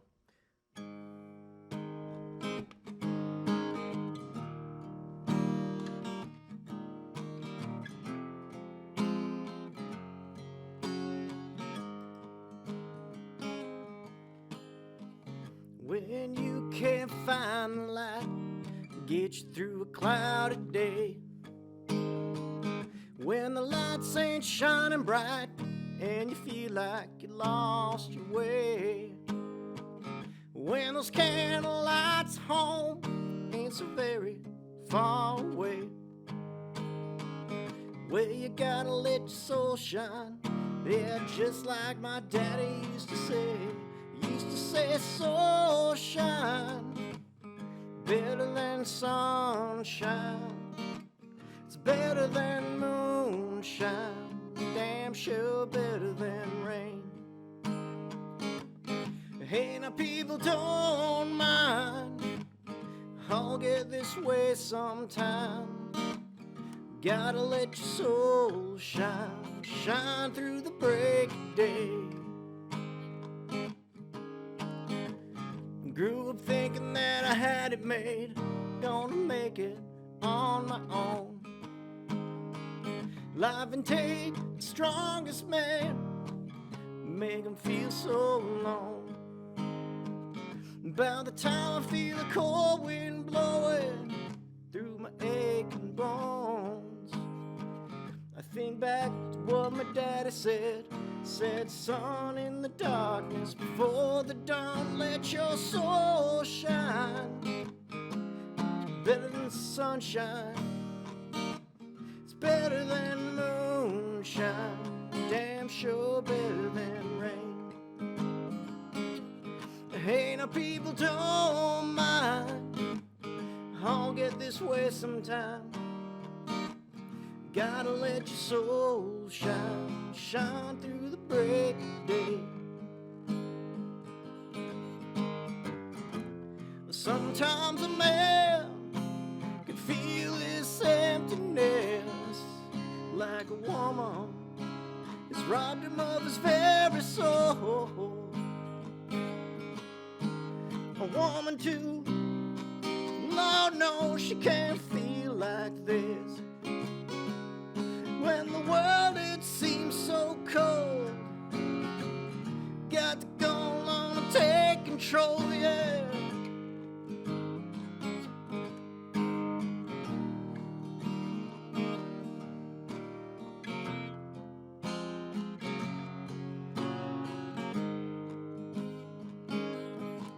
Let your soul shine, it's better than sunshine.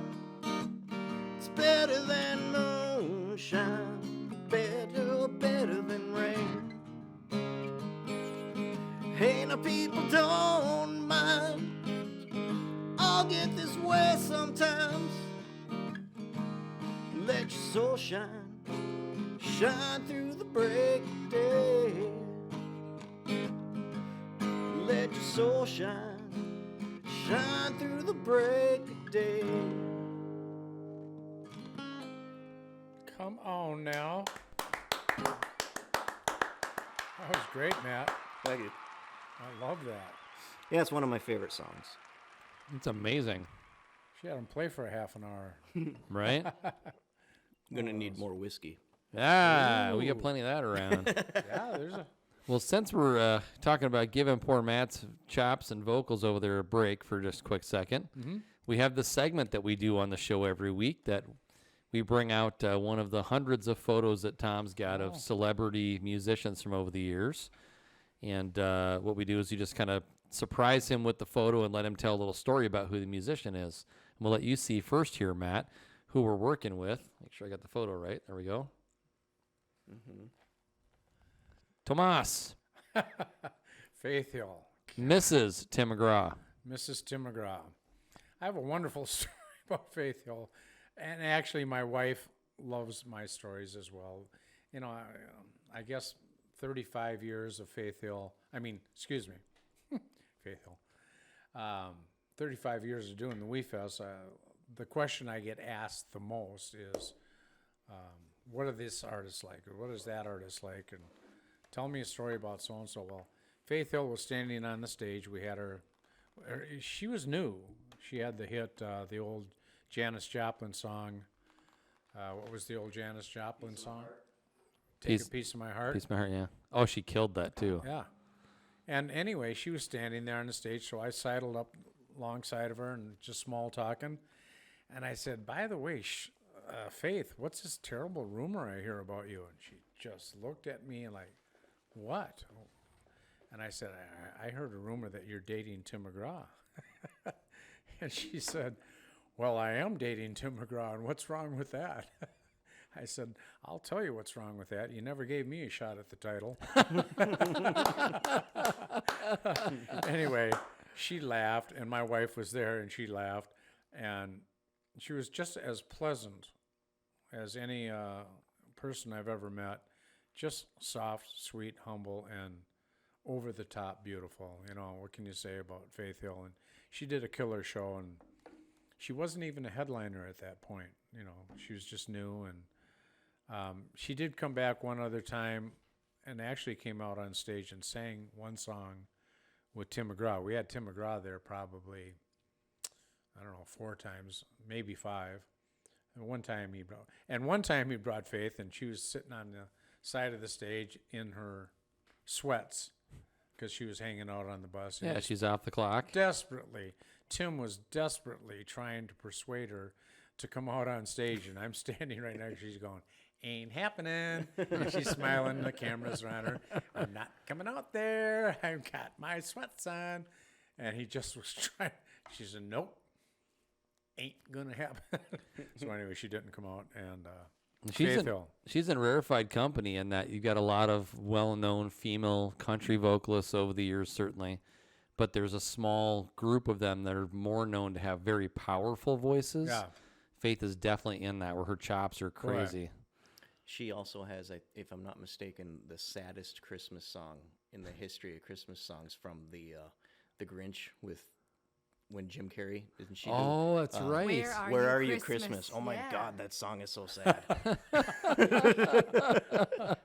I totally forgot about that. When I worked in retail, you know, we turn on the Christmas music sometime around 4th of July. And you'd listen. And that song was You'd on. make it a week and want to stab yourself. Oh, man, that's every time that song would came on, I'd go into the bathroom and just cry. I remember when I'm Christmas kidding. music. It's not that bad. Christmas music and the decorations used to start a week or two after Thanksgiving, or Halloween, rather. Wait a minute, am I right? It's Thanksgiving first and then Halloween, yeah. No, Halloween, then Thanksgiving. Halloween, then yeah. Anyway, Again, I don't know what the hell I'm talking about, but after, you remember when it used to, the Christmas decorations used to come out Right after sometimes after Thanksgiving. Now it's way before Thanksgiving. Is your wife crazy about decorating for It's Christmas? out now. Decorations are out now. just I've so you know. seen a lot, believe it or not. We saw a lot in South Dakota I did. coming back. We do up our house pretty good every Christmas, even if we're not hosting. We like to put up all the stuff, and we've got our little patio, frequently seen on my Instagram. That in the wintertime, I do up the backyard more than the front yard because we spend more time out there. So Sure. yeah, My wife's crazy about it. yeah, we like that We like that time of year. Me so. too. Me 3. All right, got another one here. Ooh, Thunder and Lightning. Ah, Chris Cagle. God, what a great guy. You know, he Hey, y'all, watch this. Chris Cagle was just a super, and again, Something about Daddy's belt. I'm what's not. that? I'm not familiar with who this guy is. Really? Yeah, it's not ringing a bell for me. Chris Cagle. Yeah. Tell him, what was his big hit? I'm just running through the lyrics in my head. I know it's so, we would talk about so many artists and it gets lost in the shuffle, but Chris Cagle, I recognize the name, but one I of the just can't girls place from the what he did. Hogsworth, would you please tell Chris Cagle that I love him and that I would do anything in the world for him? And I did. I said, there's a girl that I work with. I want you to know that she loves you and she'd do anything in the world for you. Chicks Dig It, I think it's called. He also had, didn't he have something to do with Yeah, Chicks Dig It. 9/11? That sounds right. No, yeah. Hey, Danny, can you pull that Chris Cagle Chicks Dig It? Yeah. I sang that song 100 times when I was performing live. I do remember Oh, yeah. meeting Here we Chris go. and Daddy's built, Farmer's Gate, who's singing that? Chris Cagle. Cause chicks dig it. Yeah. Yep. I'm looking at the best of. So it's easy for me to sit here and say just one of the nicest guys because, you know, Matt, 99% of the entertainers that I've met, and it goes all the way back to Gene Watson and, you know, all the way up to the current artists, you know, they're all so dang nice. I can only tell you 2 or 3 artists that weren't very nice, and maybe they were just having a bad day. Mary Schmunderwood.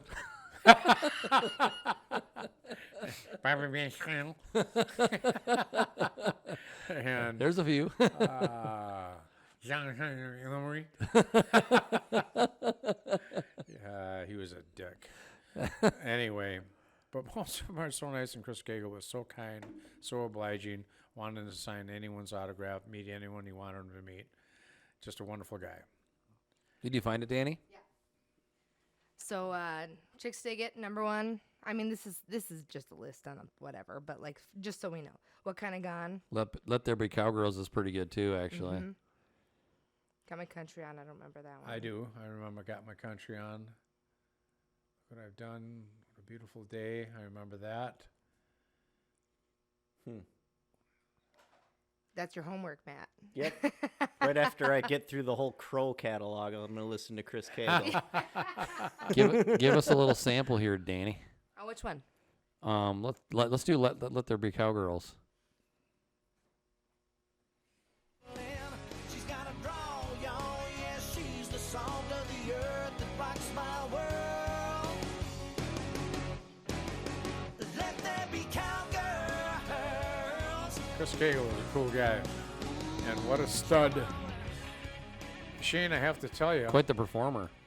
remember when we were on the boat with, who were we on the boat with on St. Croix? What was his Green? name? No. Wasn't it something green? Well, anyway, my niece out in Carolina sent me text after text and photo after photo of the same guy we were visiting with K102, and she was like, "I just love him. I want to kiss him." And she's,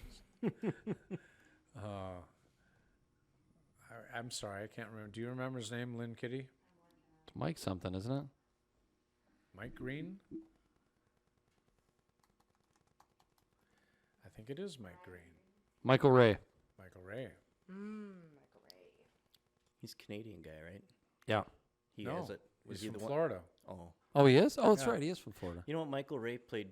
I think he played Moondance one year when I was up there.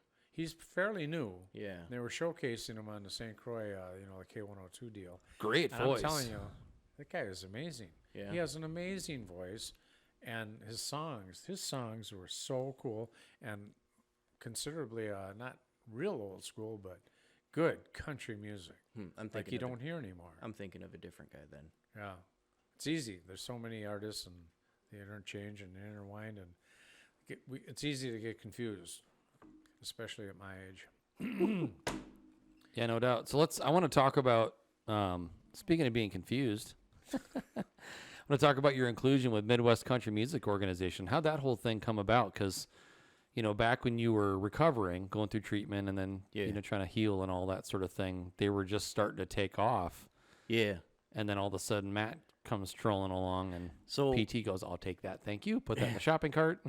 So, PT reached out to me early on when they were just getting the thing off the ground, and I signed up right away because I believed in what they were trying to put together. As a member, right? As a member, yeah. So, what charter member group or whatever, they had some deal going, and so I signed up for that right away, and then was just kind of involved, not real involved, and was just getting ready to start trying to do more things, and then ran into getting sick and wasn't able to really participate in anything. They were kind enough to have me be a part of the first annual award show, where I got to present remotely. I think it was Songwriter of the Year or something like that. And Do you remember who it was? I don't remember who it was that year. Because I only recorded like the introduction thing, and then somebody else made the announcement of the winner. Oh, okay. Gotcha. Yeah, because I did that ahead of time and sent it in. And it sucked because like I wanted to like be there so bad, but I had like 2 white blood cells. And my wife's like, "You're not going." Right. I'm like, "Okay, I understand. I'll stay home." Right. Survival. Yeah, on right. board. So then when I started feeling better and getting more active, I hadn't really made a decision to make a return to music and to performing again. Because at the time, with all the nerve damage, I wasn't playing very well, and just things weren't going good. I couldn't sing, and I didn't know what my future was going to be with music, but I knew I still wanted to be involved. So I started, reaching out again, and we talked about some stuff, and I started volunteering on some projects and stuff.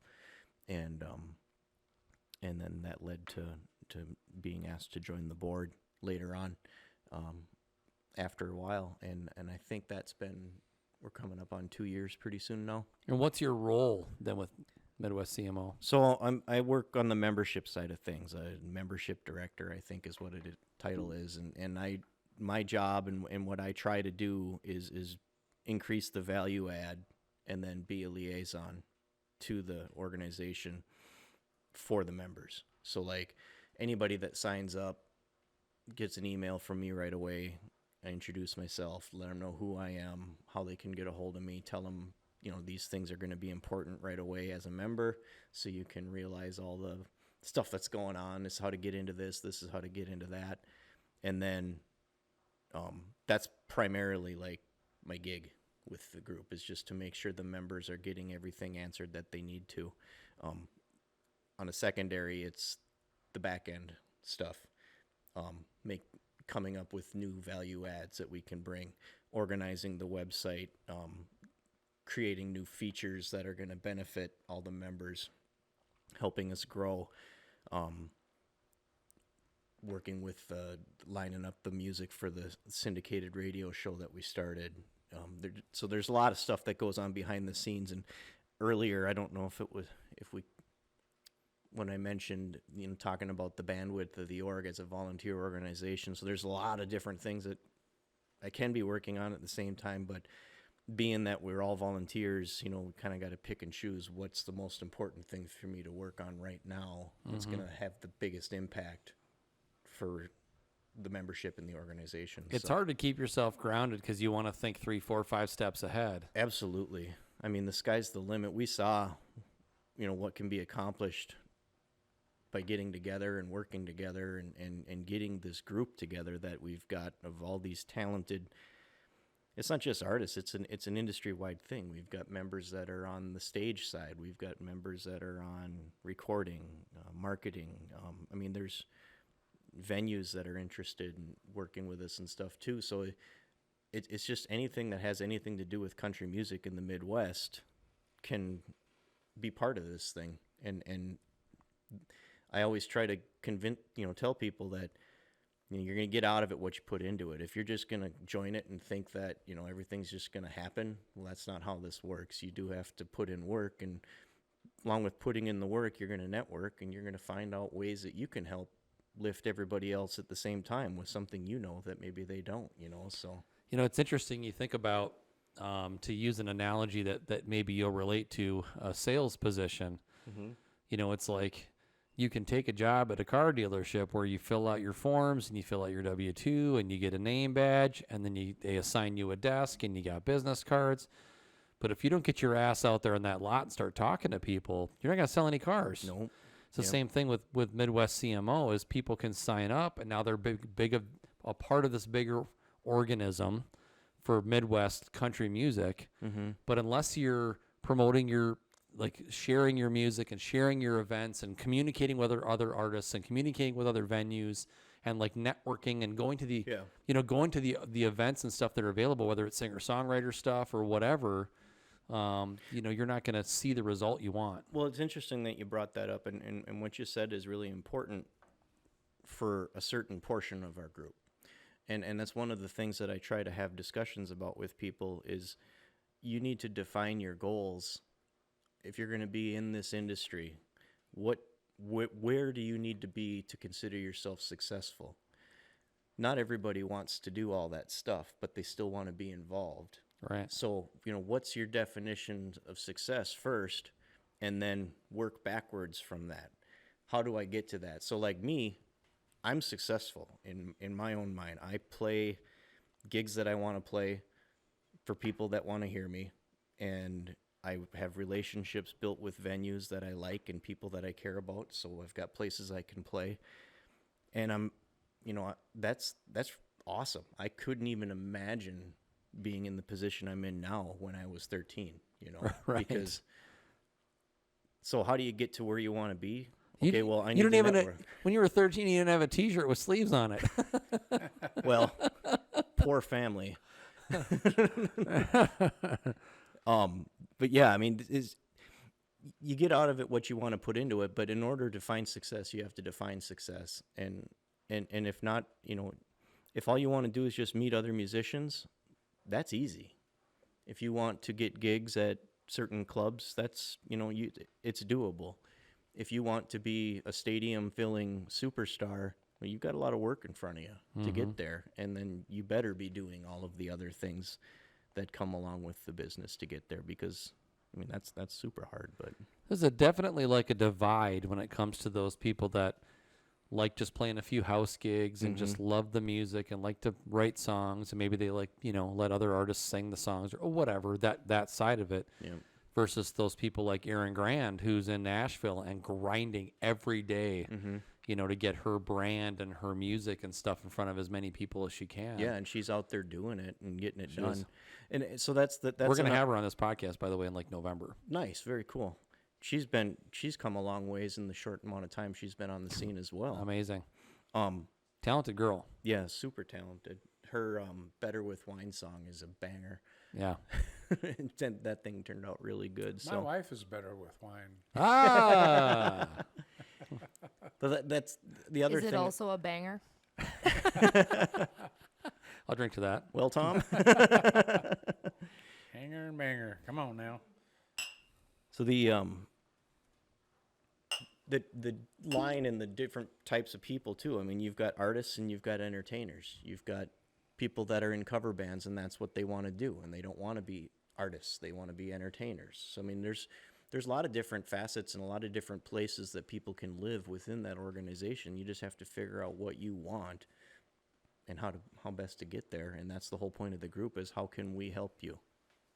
It's interesting you say that, because I've mentioned a few times on this podcast, and we've had artists in, because I've been plugged into the local music scene forever, since the early 90s.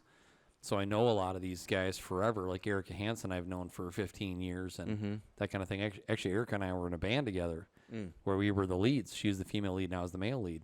And I'm like, look, I don't have to be humble or whatever or shy about saying I can't sing to save my life. I can't sing.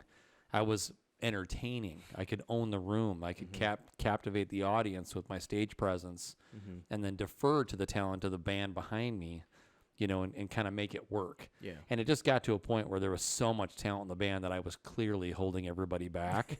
So it's like, okay, I can be the dancing chicken for only so long. Yeah. And it's like, okay, now it's time to do an upgrade there. But you do kind of have to like decide, like you said, if you're going to be an originals artist and trying to like get your music out there and you want to make it where people are buying your albums and things like that, that's a whole completely different fork in the road. Yeah, it's an entirely different business, and how you get there is an entirely different way than if you're putting together a tribute act. Right. I mean, it's the marketing, the practices, the musicians you need to hire, everything is different. So you just You can make money both ways. Absolutely, absolutely. But you just need to make sure you have a clear understanding of what are your goals, because otherwise you're just going to spin your wheels and burn yourself out. It's like TK and I, like we both figured out early in our careers, we're way better at announcing the artists than being the artists. Right. I never had any aspiration of being a celebrity or a singer. My father was a singer. My uncle was a very famous singer. I just kind of fell into the MC thing, and it expanded from there. And I have a guitar, and I had a beautiful guitar, and I just, for the life of me, I didn't have the discipline to practice. And It takes a long time to get any good at it. That first year is brutal. When I So was a kid, I remember my mom yelling downstairs, "Can't you learn something else?" Because it was the Smoke same. on the Water. Oh no, it was the beginning of Hell's Bells. Oh, that's a great song. Though. Over and over and over again. So anyway, my MC, AC/DC, right? my MC career just took me where it took me, and I don't look back. I mean, being an artist and being a celebrity and being a famous singer is really cool, but I think I had maybe a little bit better job, if you will, because I got to meet all those people and I got to introduce them and I got to hang out with them. I just wasn't one entity of that show.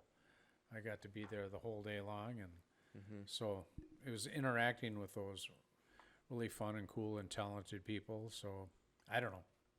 There's a lot of moving parts to the industry. Yeah. It's just a matter of finding what's your niche in it. Yep. What are you good at it, and what do you love? Right.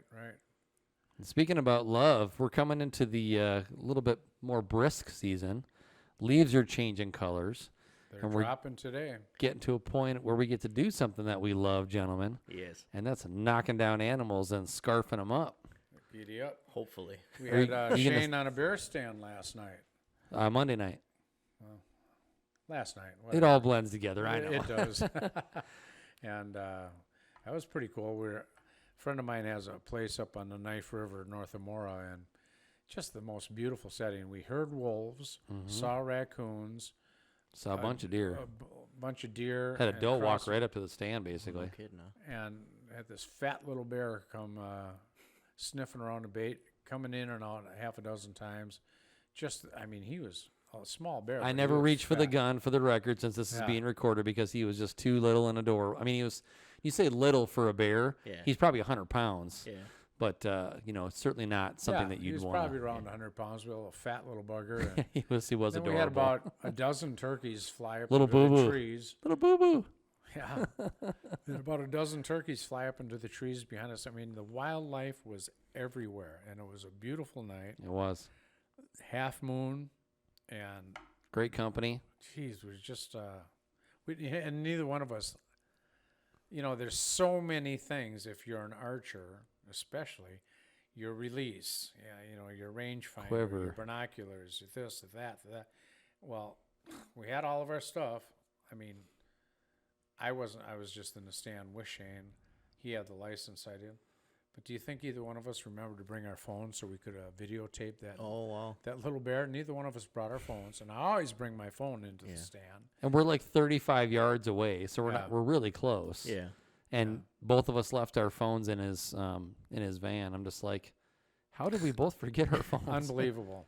Especially for me, I never forget my phone. For me, it's acceptable because I forget something all the time. Yeah. But I was like, Danny's gonna kick my ass, and she realizes that we got all this wildlife around us, and I didn't bring my phone. Yeah, but you got to take it in and not be Oh, yeah. interrupted or bothered by anything else. Oh, it's incredible. So you're amazing. absolutely right, and that's exactly why I'm not real concerned about the pro cams or Yeah. having my phone with me. I like being out there and being blessed by all of God's creatures, and we saw a lot of them last That's night. awesome. Couple Quite a of few- wood ducks. Quite a few trout in the river too that would get hung up in like shallows, and then to get through it. Yeah. Super cool. He That's kept looking at me awesome. like, "What is?" And I'm like, "That's another fish." So you're gonna get in a stand this year? I am. So last year, I'm really green to all this stuff, but I'm diving in head first. And Found the way to do it. last year I was healthy enough to go out and do it. So I said I'm gonna go, and my uncle and my cousins took me with them up to some state land for rifle season last year. And I didn't get nothing, but I got to experience scouting and picking a place, and then after a couple days I wasn't seeing anything there, so I on my own moved and did some looking around and said, okay, I think this is where I want to be. And they said, okay, go do that. And then sure enough, that night I saw a bunch of them. And, Cool. I I assume you're deer hunting. Yep. Whereabouts in Minnesota? I was up in some state land about an hour north of Thief River Falls last year. So like Canada? Basically, yeah. An hour north of Thief is Canada, because Damn near. we hunt just north of Thief River Falls. I forget And- what the preserve is up there, but It's Agassiz Wildlife Management. yeah. Agassiz is a huge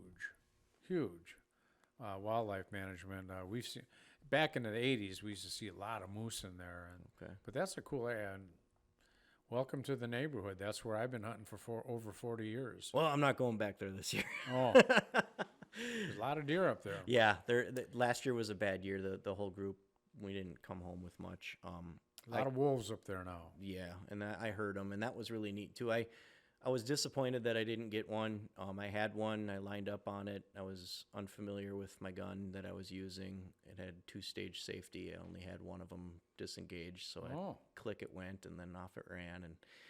But I was hooked right after that. I'm like, yeah, I'm doing this for the rest of my life. And The camaraderie, it was so everything. fun. It was the long drive home with no meat was tough, Yeah. but I've had friends that hooked us up that had better year than I did, so we were able to get some backstraps and stuff. And Was that your first bowl of tag soup? yeah, I guess you could say that. Yeah. Yeah, so I enjoyed it enough, and I got my wife to try backstraps and venison stuff, and she likes it, so she says you should hunt more. I said okay. Not gonna argue with you. What you do is you get your phone out and you record her saying that on video and audio. No, she's super supportive of it because she likes when I cook and when I grill and stuff, and she likes the way that I had prepared it. So I was gonna go to that too, Matt. what's that? The fact that you are part of the smoking community Oh, as yeah. well. I love seeing because he's on his social media smoking meat Really? with his smoker at home too. Yeah, I got all kinds of Instagram, a lot of big green egg action. But so this year I'm gonna archery hunt too, Good. and unfortunately I'm so tied up with stuff going on I won't be able to get out for 2 weeks yet. But Kind of a bow have you got? a long time ago I bought a bear encounter Okay. from a customer at the Harley shop, and it sat forever and I never got it set up. And then after I got better, I got it set up for my draw, but it was still too heavy. I couldn't get it to the release point. Is that what they call it? Get back in the wall. Yep. Yeah. So one of my good friends, avid archery guy, helped me out and showed me how to dial it down, and we made it very, very easy just to get me shooting again. Now, Yeah. Only got to be 40 pounds or whatever to. yeah. So now I took it up to Archery Country in Rogers, Yeah. and Good operation. yeah, they've been super helpful. I mean, anything I didn't learn from my buddies, I picked up from those guys with helping me get set up and outfitted for what I need. So I got a bear encounter, and we're at 55 pounds, and they set me up with some nice arrows and some broadheads. And I'm not doing anything fancy this year, just regular old style broadheads, nothing that expands or any of that stuff yet. But That's quite the rabbit hole to go on to. You can kill a lot of it animals sure with looks a fixed like blade. Well, I think they did it for 300 years without mechanical Yeah. blades, so I figured I'll try it this year that way and see what happens. And if I've invested enough already, I don't need to spend any more money this year for my first time. So Right. got a little stand set up and some cams out, and we're seeing some activity. And then rifle season, I'm gonna join my brother and my nephew up on his property up by DL. Oh, There you go. So lot of You know deer that up there. area, DL? Vaguely. Heard of Yeah. it? yeah, I got family town? up there, over by Holly. Holly. Oh, yeah. Yeah. We try to get up there numerous times a year. Yeah. Yeah, I love I it. love that country. It's so nice. You know, if you get south of DL and a little bit west Perm. around Perm, and no, that's east. But if you get around Holly and you get south of Highway 10, the country gets so hilly and beautiful. Yeah, I just love that country. We take up the there. motorcycle up there once in a while, and Yeah. out by where all them windmills and stuff are, it gets down to Pelican Rapids. There's Right. a nice. It's not a parkway. It's a scenic byway or something Right, like that. Glacial Ridge, something or other. Pembida Ridge. Yeah, so we've run that quite a few times with the Yeah. motorcycles. It's really pretty up there. Pembida Ridge runs literally through some of the property that we hunt. The Pembida Ridge it's a trail that went from Winnipeg to St. Paul.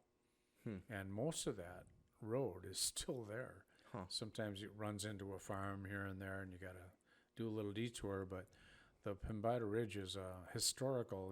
They took that Pembida Trail from Winnipeg to St. Paul, back and forth. So there's a little tidbit.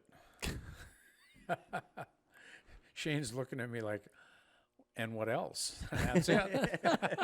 My wife, I end stories like that at home. My wife's like, "That's it." Yeah. Yeah, that's it. Waiting for the Nope, that was the story. Call- If Climactic anyone's scene. listening from the Thief area or Winnipeg or anyone, that's a famous trail. That's interesting. I didn't know that. I'll share that with my nephews when I go You up bet. again. Yeah, we spend a lot of time up that way. But yeah, so for hunting season this year, I'm just pumped. I got hooked last year. I put together a deer gun of my own this year, so no excuses this time. And we'll see if we can't get some meat in the freezer. Yeah. single stage safety on that one. There ain't no safety on it. Yeah, there you go. Just pull the hammer back and let her fly. Yeah. Grip it and rip it, right? Yeah. Yeah, I like it. Well, boys, we are up against the clock here. As much fun as this has been, because I am having a blast. Yeah, this has been fun, guys. Just talking about all kinds of fun stuff and letting the rabbit holes go where they go. It's one of the things I love about this is it's Alice in Wonderland. Wherever the hole goes, it goes. Boy, he brought up the rabbit hole of archery, and that's a huge rabbit hole that we could talk about for hours and hours. But we're out of time. Well, Matt, we hope that you'll come back. Yeah, you say when.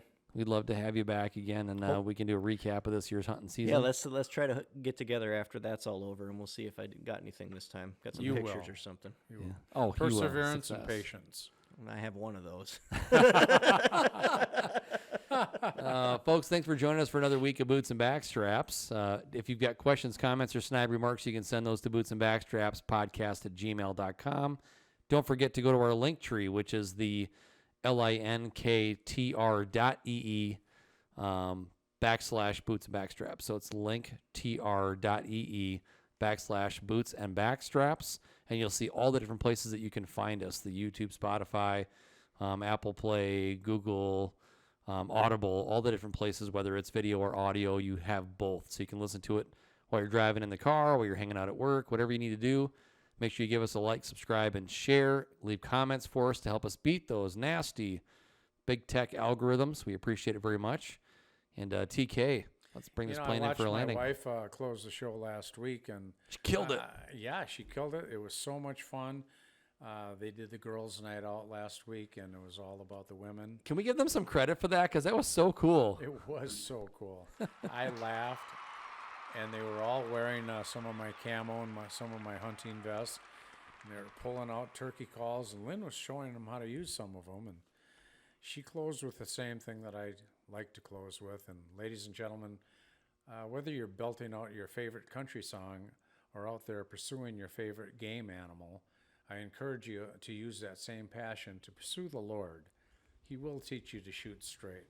So thank you for joining us this week, and we look forward to seeing you next week.